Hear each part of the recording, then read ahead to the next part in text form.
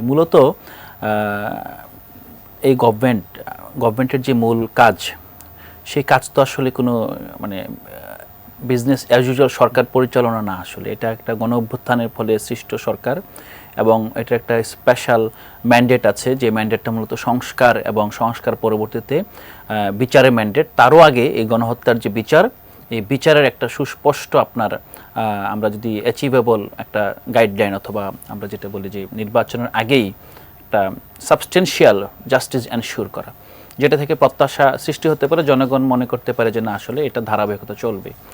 এখন সেই প্রেক্ষাপটে একজন উপদেষ্টা যিনি রাজনীতি করতে চেয়েছেন তিনি পদত্যাগ করে চলে এসেছেন, এবং তিনি পদত্যাগ না করে কিন্তু রাজনীতি করতে পারতেন, এবং আপনার বাংলাদেশে ঘটনা অতীতেও ঘটেছে, কিন্তু ওনার যেই মোরালস অনেক উঁচু বলেই উনি পদত্যাগ করেই রাজনৈতিক দলের হাল ধরেছেন।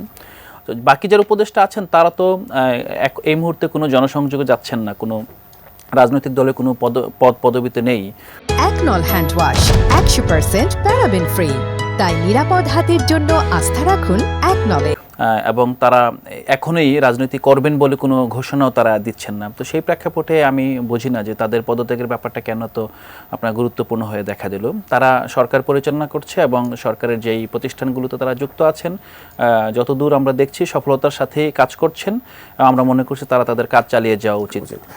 আরেকজন জিজ্ঞেস করেছিলেন যে আপনাদের কোন নেতার বক্তব্য ফ্যাসিস্ট আগের সরকারের কারো বক্তব্যের সাথে মিলে যায়, মানে ওই ধরনের টোনে তারা কথা। এটা খুবই স্বাভাবিক, আমরা দীর্ঘদিন ধরে একটা ফেসিবাদী শাসন কাঠানোর মধ্যে ছিলাম। তো এই অবস্থার পর রাতারাতি তো আপনি পরিবর্তন করতে পারবেন না, কারণ বিষয়টা বুঝতে হবে যে আমরা যে শিখেছি, আমরা ভালোটাও আসলে মানে খারাপটাও ভালোর মতো করে শিখেছি। ভালো খারাপের মিশেলে এমন একটা কাঠামো তৈরি হয়েছিল, আমাকে এখন আলাদা করতে হচ্ছে আলাদা আলাদাভাবে, যে আসলে রাইটস এবং ডেমোক্রেটিক যে প্র্যাকটিসগুলো, এটার ধরনটা আসলে অ্যাকচুয়ালি কী হবে, এই চর্চাটা আসলে যা শুরু হয়েছে।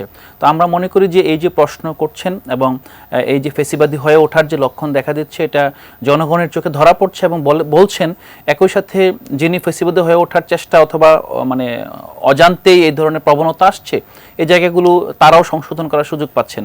তো এই চাপটা অব্যাহত থাকলে আমার মনে হয় শুধু এনসিপি না, অন্য যে কোনো দলের ক্ষেত্রেই সেম ঘটনাই ঘটতে পারে। সো আমি এই চাপটা আমরা মনে করি যে প্রপোর্শনেটলি সব দলের প্রতি যারা রাজনীতি করতে চায় জনগণের সেই চাপ অব্যাহত রাখা উচিত।